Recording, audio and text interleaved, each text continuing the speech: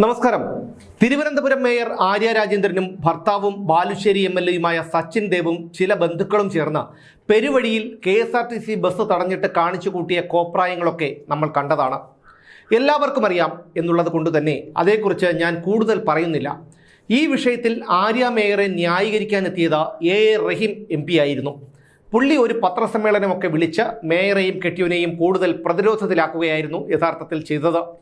ആര്യയെ driver അശ്ലീല ആംഗ്യം കാട്ടിയെന്നും ഇത് ആര്യയുടെ സ്ത്രീത്വത്തെ മാരകമായി മുറിവേൽപ്പിച്ചെന്നും എല്ലാവർക്കും വന്ന് കൊട്ടിയിട്ട് പോകാനുള്ള ചെണ്ടയല്ല ചെങ്കൊടി പിടിക്കുന്ന വനിതകൾ എന്നുമൊക്കെയാണ് മാധ്യമങ്ങൾക്ക് മുന്നിലിരുന്ന് റഹീം തള്ളിമറിച്ചത്. ഈ റഹീമിനൊക്കെ എത്രമാത്രം ധാർമ്മികതയും സാമാന്യ മര്യാദയും ഒക്കെ ഉണ്ടെന്ന് ഇദ്ദേഹത്തിൻ്റെ ചില ചെയ്തികൾ നോക്കിയാൽ നമുക്ക് മനസ്സിലാക്കാവുന്നതേയുള്ളൂ.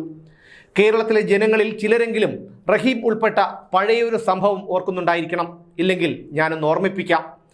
പ്രൊഫസർ വിജയലക്ഷ്മി കേരള സർവകലാശാല സ്റ്റുഡൻറ് സർവീസസ് ഡയറക്ടറായിരുന്നു ഈ സംഭവം നടക്കുമ്പോൾ. പ്രൊഫസർ വിജയലക്ഷ്മി അന്ന് ഈ റഹീം DYFI സംസ്ഥാന അധ്യക്ഷനും കേരള സർവകലാശാല സിൻഡിക്കേറ്റ് അംഗവും. 2017 മാർച്ച് 30 സർവകലാശാല സ്റ്റുഡൻസ് ആക്ടിവിറ്റീസിനുള്ള തുക അനുവദിച്ചില്ലെന്ന പേരിൽ പ്രൊഫസർ വിജയലക്ഷ്മിയെ റഹീമിന്റെ നേതൃത്വത്തിൽ മണിക്കൂറുകളോളം തടഞ്ഞുവെച്ചത്. കേരള യൂണിവേഴ്സിറ്റി കലോത്സവം നടക്കുന്ന സമയത്ത് സ്റ്റുഡൻസ് ആക്ടിവിറ്റീസിനുള്ള തുക ആവശ്യപ്പെട്ട യൂണിയൻ നേതാക്കൾ ഉൾപ്പെടെയുള്ള വിദ്യാർത്ഥികൾ വിജയലക്ഷ്മിയെ സമീപിച്ചു. എന്നാൽ യൂണിവേഴ്സിറ്റിയുടെ ഉത്തരവനുസരിച്ച് മുമ്പ് കൊടുത്ത 22,50,000 രൂപ ചെലവഴിച്ചതിൻ്റെ ബില്ലും വൗച്ചറും ഹാജരാക്കിയാൽ മാത്രമേ ബാക്കി തുക നൽകാൻ പാടുള്ളൂ എന്നാണ് ചട്ടം. ബില്ല് കൊണ്ടുവരാതെ ബാക്കി 7 ലക്ഷം രൂപ വാങ്ങാനെത്തിയ വിദ്യാർത്ഥികളോട് വിജയലക്ഷ്മി ഇക്കാര്യം വ്യക്തമാക്കി. ഇതോടെ കലിപൂണ്ട 200ഓളം വിദ്യാർത്ഥികൾ മണിക്കൂറുകളോളം വിജയലക്ഷ്മിയെ തടഞ്ഞുവെച്ചു. ഇതിന് നേതൃത്വം നൽകിയത് ഇപ്പോൾ ആര്യ മേയറുടെ സ്ത്രീത്വത്തെ അപമാനിച്ചു എന്ന് മുതലക്കണ്ണീരൊഴുക്കുന്ന സാക്ഷാൽ A റഹീമാണ്. ഒരു വ്യത്യാസം മാത്രമേ ഉള്ളൂ. അന്ന് റഹീം DYFIയുടെ സംസ്ഥാന സെക്രട്ടറി, ഇന്ന് റഹീം MP. നോക്കണം, ഗുണ്ടായിസം കാണിച്ചവനും നിയമസഭ തല്ലിപ്പൊളിച്ചവനും പത്രം ഓഫീസ് കത്തിച്ചവനുമൊക്കെ ഇന്ന് MPയും മന്ത്രിമാരും മുൻ മന്ത്രിമാരും ഒക്കെയാണ്. ഇവരെയൊക്കെ കണ്ടു വളരുന്ന കമ്മിക്കുട്ടികൾ ഭാവിയിൽ എങ്ങനെയായിരിക്കുമെന്ന് നമുക്ക് ഊഹിക്കാവുന്നതേയുള്ളൂ.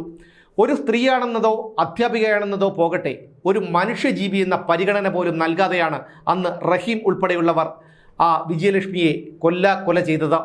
പുളിച്ച തെറിവിളിച്ച വിദ്യാർത്ഥികൾ അവരുടെ തലമുടിയിൽ പിടിച്ചു വലിച്ചു.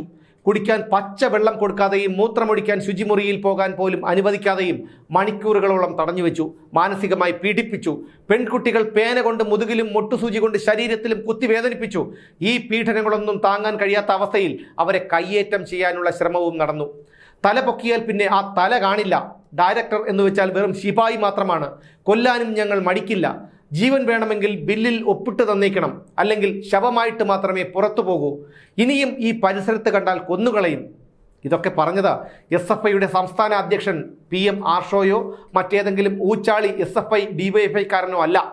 ആര്യ മേയറുടെ സ്ത്രീത്വത്തെ അപമാനിച്ചു എന്ന് പറഞ്ഞ് മാധ്യമങ്ങൾക്ക് മുന്നിൽ വന്നിരുന്ന് മോങ്ങുന്ന സാക്ഷാൽ A റഹീം തന്നെയാണ്. തനിക്ക് VCയുമായി അവിഹിത ബന്ധമുണ്ടെന്ന് പറഞ്ഞു പരത്തിയത് ചെയർപേഴ്സൺ S അഷിതയാണ് എന്നാണ് വിജയലക്ഷ്മി തന്നെ പറഞ്ഞത്. എന്തായാലും വിജയലക്ഷ്മിയെ കൊണ്ട് ബലമായി ചെക്ക് ഒപ്പിടുവിച്ച നിയമവിരുദ്ധമായി പാസാക്കുകയായിരുന്നു. ഇതാണ് തങ്ങളുടെ രീതി എന്നാണ് SFI ക്രിമിനലുകൾ അന്ന് വിജയലക്ഷ്മിക്ക് മുന്നറിയിപ്പ് നൽകിയത്. വിവരമറിഞ്ഞെത്തിയ പോലീസുകാരെ റഹീം വിരട്ടിയോടിക്കുകയായിരുന്നു. പിന്നീട് മുഖ്യമന്ത്രിക്കും വനിതാ കമ്മീഷനും വിജയലക്ഷ്മി പരാതി നൽകിയെങ്കിലും യാതൊരു ഫലവും ഉണ്ടായില്ല. ഒടുവിൽ ഗവർണർക്ക് പരാതി നൽകിയതോടെയാണ് പോലീസ് കേസെടുക്കാൻ തയ്യാറായത്. പക്ഷേ ഉന്നതങ്ങളിലെ സമ്മർദ്ദം കൊണ്ടായിരിക്കണം പ്രതികൾക്കെതിരെ ദുർബല വകുപ്പുകൾ ചുമത്തിയാണ് കന്റോൺമെന്റ് പോലീസ് കേസെടുത്തത്. സ്ത്രീകളുടെ മാനത്തെ അധിക്ഷേപിക്കുന്നതിന് ചുമത്തേണ്ട ജാമ്യമില്ലാ വകുപ്പായ IPC 354 കുറ്റപത്രത്തിലും FIRലും പോലീസ് ഒഴിവാക്കി. മാത്രമല്ല, വിചാരണ വേളയിൽ പ്രതികൾക്ക് അനുകൂലമായി കൂറുമാറി മൊഴി നൽകുന്ന പ്രതികൾക്ക് വേണ്ടപ്പെട്ടവരെ പ്രോസിക്യൂഷൻ സാക്ഷികളായി സാക്ഷിപ്പട്ടികയിൽ ഉൾപ്പെടുത്തുകയും ചെയ്തു. റഹീം മാത്രമായിരുന്നില്ല പ്രതികൾ. അന്നത്തെ യൂണിവേഴ്സിറ്റി ചെയർപേഴ്സൺ അഷിതയും യൂണിയൻ സെക്രട്ടറി അമലും SFI ജില്ലാ സെക്രട്ടറി പ്രതിൻസാജ് കൃഷ്ണനും ഉൾപ്പെടെ പ്രതികൾ 12. നേരിട്ട് കോടതിയിൽ ഹാജരാകണമെന്നുള്ള ഉത്തരവുണ്ടായിട്ടും ഹാജരാകാതെ വന്നതോടെ റഹീമിനെതിരെ കോടതി അറസ്റ്റ് വാറണ്ട് പുറപ്പെടുവിച്ചു. കോടതിയിൽ ഹാജരാകണമെന്ന ഉറപ്പിന്മേൽ സ്റ്റേഷനിൽ നിന്നും ജാമ്യം അനുവദിക്കാമെന്ന ഉപാധിയോടെയായിരുന്നു അറസ്റ്റ് വാറണ്ട്. കേസ് കൊടുത്തതിന് കമ്മി പാർട്ടി പകരം വീട്ടിയത് വിജയലക്ഷ്മിയെ സെമിനാറുകളിൽ നിന്ന് ഒഴിവാക്കിക്കൊണ്ടും അവർ സമർപ്പിച്ച പ്രൊജക്റ്റുകൾ തള്ളിക്കൊണ്ടുമായിരുന്നു. പക്ഷേ സർക്കാർ ഇരയായ വിജയലക്ഷ്മിക്കൊപ്പമായിരുന്നില്ല, മറിച്ച് അക്രമികളായ പ്രതികൾക്കൊപ്പമായിരുന്നു. പരാതിക്കാരിയുടെ ഭാഗം കേൾക്കാതെ കേസ് പിൻവലിച്ച് പ്രതികളെ കുറ്റവിമുക്തരാക്കി വിട്ടയക്കണം എന്നാവശ്യപ്പെട്ട സർക്കാർ കോടതിയെ സമീപിച്ചു. എന്നാൽ സർക്കാരിൻ്റെ ഈ ആവശ്യം കോടതി തള്ളി. പരാതിക്കാരി അറിയാതെ രഹസ്യമായി കേസ് പിൻവലിക്കുന്നത് സ്വാഭാവിക നീതിയുടെ നിഷേധമാകുമെന്ന് വിലയിരുത്തിയ കോടതി പരാതിക്കാരിയുടെ ഭാഗം കേൾക്കാനായി വിജയലക്ഷ്മിക്ക് നോട്ടീസ് നൽകുകയും ചെയ്തു. ഇതോടെ സർക്കാരിൻ്റെ പിൻവലിക്കൽ ഹർജി തള്ളണമെന്നും പ്രതികളെ വിചാരണ ചെയ്യണമെന്നും ആവശ്യപ്പെട്ട വിജയലക്ഷ്മി തടസ്സ ഹർജി ബോധിപ്പിച്ചു. ഈ കേസ് ഇപ്പോഴും തീർന്നിട്ടില്ല, കോടതിയുടെ പരിഗണനയിലാണ്. ഈ റഹീമാണ് വന്നിരുന്ന് ആര്യ മേയർക്ക് വേണ്ടി കള്ള കണ്ണീരൊഴുക്കുന്നത്.